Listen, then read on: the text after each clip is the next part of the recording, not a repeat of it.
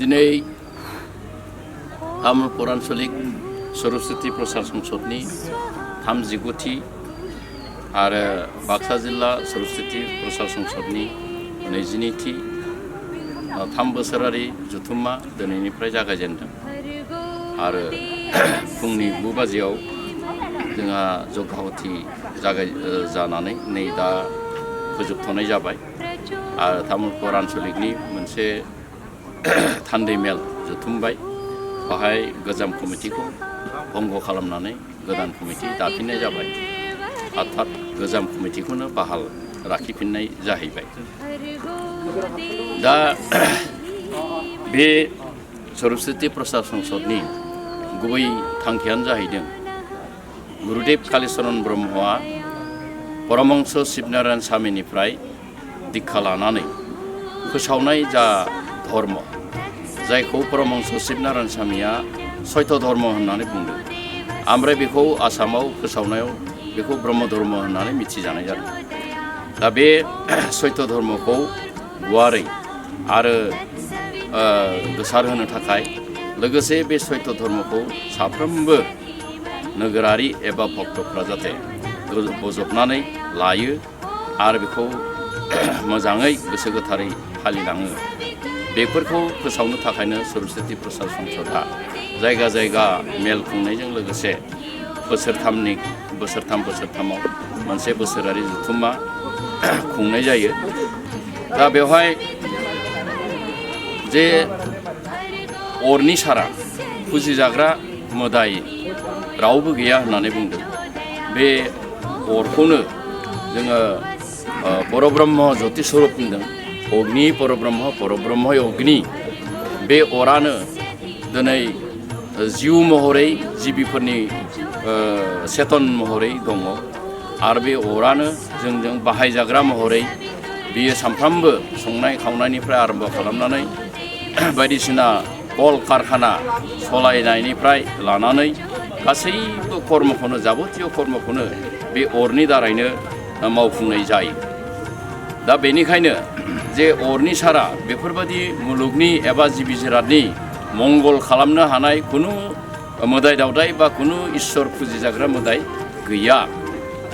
अर्थात बे अरानो दिनै अख्राङाव सान महर अखाफोर महरै जोंनानै दङ। बेनो बिद्युत महरै अख्राङाव गोसारनानै दङ आरो बे बिद्युत महरैनो मोब्लिब महरैनो बियो जाबोतिय मुलुगनि खामानिखौ मावफुंगासिनो दङ आरो बेखौनो जों ब्रह्म धर्म माबायाव बेदाव बुंनाय जादों जे बे परब्रह्म ज्योति स्वरूप बेनो जिब जिराद महरै मुलुग महरै बेरखांनानै बाहाय दंफैयो।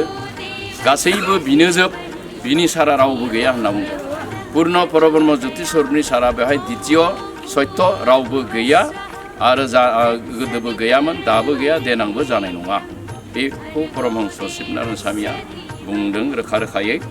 दा बे परमहंस शिवनारायण स्वामीनि जा 7खान बिजाब दङ शास्त्रनि बे बिजाबफोरखौनो जोङो फरायनानै बिनि गियानफोरखौ आयत्त खालामनो थाखाय रायजो राजानो मिथिसार होनो थाखाय जोङो बोसोरफ्रामबो मेल मिटिं खुङो आरो जग्ग आहुति होयो।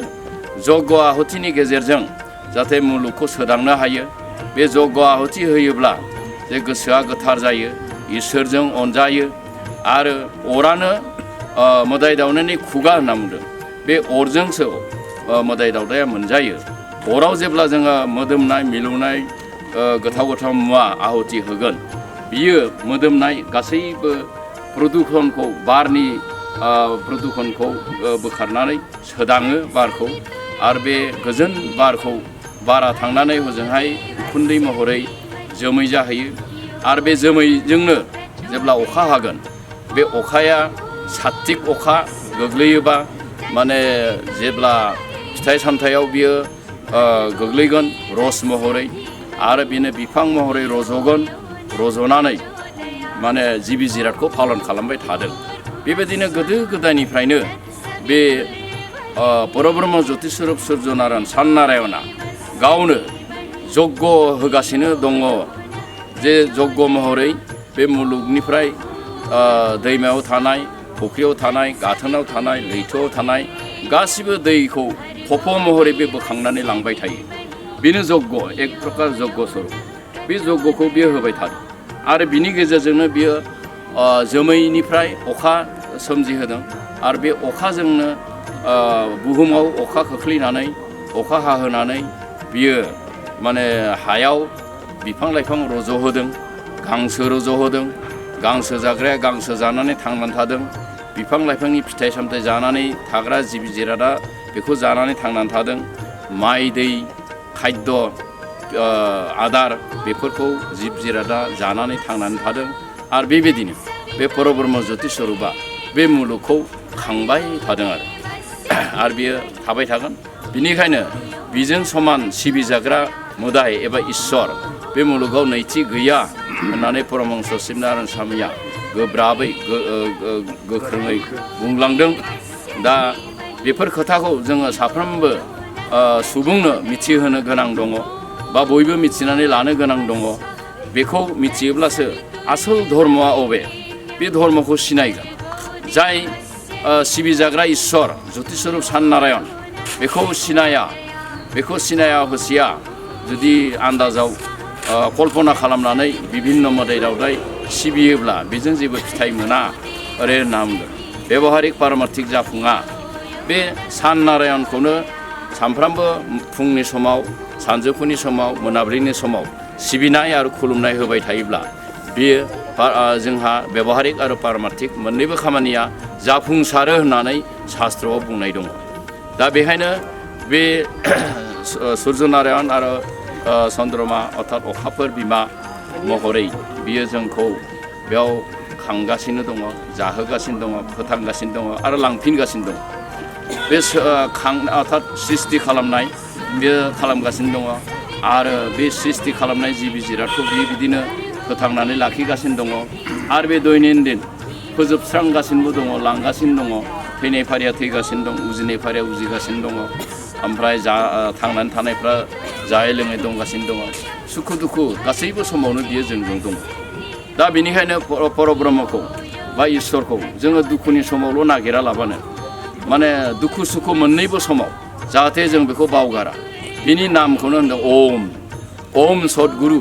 बे ओम सद्गुरु नामखौ जेब्लायबो जों लाबाय थानांगौ, जप खालामबाय थानांगौ, ध्यान धारणा खालामनांगौ ज्योतिखौ। अब्लानो बियो जोंनि गोरबोआव सत गियान होनानै, गेबें गियान होनानै जाहाथे जोङो बयबो गोरोबलायनानै मिलिजुलि माने जिखुनु जाति धर्म, जिखुनु धर्म गासैखौबो लानानै जोङो मुलुगाव सान्थियै आलो गोजोनै रायजो जानो हायो। बेनो जाबाय सरस्वती प्रसाद संसदनि गाहाय उद्देश्य। बेवहाय जों रावखौबो बासिख'नाय गैया। बे मुस्लिम, बे ख्रिस्टान, बे हिन्दु होननानै बासिख'नाय गैया। गासैबो सुबुङानो जग्य होनो हायो बा जग्य होनांगौ। बे जग्यनि गेजेरजों मुलुगा परिष्कार जानानै सोदांनाय जायो आरो बे गोग्गो बारखौ मोनजाबाय थायोबासो बेमार आजारनिफ्राय जोङो बारग'नो हायो।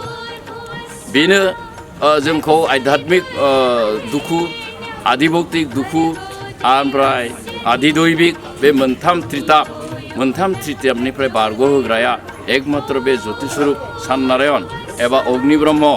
बे अग्नि ब्रह्मआव बेनिखायनो जोङो सानफ्रामबो जग्य आहुति होनांगौ। मुलुगनि मानसिया बेनि गेजेरजोंसो जों मुलुगाव सान्थि थानो हागोन आरो बे सान्थियानो बयनिबो थाखाय माने काम्य आरो बेखौ कामना खालामनानै मानसिफ्रा धर्म फालियो। इसोरजों जाहाथे अनजानाय मोन्थों होननानै गासैबो सुबुङानो धर्मखौ नागिरो, इसोरखौ नागिरो। दा बिदिनो परब्रह्म ज्योति स्वरूपनि अननायखौ कामना खालामनानै बा मोन्थों होननानै जोङो सुबुंफ्रा अर्थात सरस्वती प्रसाद संसदनि गासैबो भक्त सिबियारिफ्रा बे अग्नि ब्रह्मआव जग्य आहुति होनायखौ देरसिन खामानि होननानै जोङो आजावदों आरो बेखौ बैदिक मुगानिफ्रायनो बे जग्य आहुतिखौ होबोबाय थादोंमोन आरो बै मुगायाव, बैदिक मुगायाव बे जग्य आहुति होनायनि गेजेरजोंनो मानसिफ्रा आलो गोजोनै रायजो जाबोदोंमोन। बिजों बे हिंसानाय, बिजों बे मुगैलायनाय, बिजों बे दानथार सिथार बेबायदि जायाखैमोन बा गैयामोन। दा बे बैदिक मुगानि जा सैत्य धर्म, अर आहुति होनाय बे खान्थिखौ नागारनायनिफ्रायसो जोंनाव पतन अर्थात आर्य जाथिनि मोनसे धंस' बे सफैदोंमोन। दा बेखौ परमहंस शिबनारायण स्वामिया बुरखांनानै जोंनि गेजेराव फोसावलांफिनदों जे बे सत्य धर्मखौ नागारनाङा, बे सत्य धर्मआनो मुलुगनि गोजोननि थाखाय, बेखौ बयबो मावनाया उचित। दा बेखिनियानो जोङो दिनैनि बेयाव जुथुमनायनि गाहाय थांखिया। आङो बेखिनिखौनो बुंनानै फोजोबनाय जाहैबाय। औ।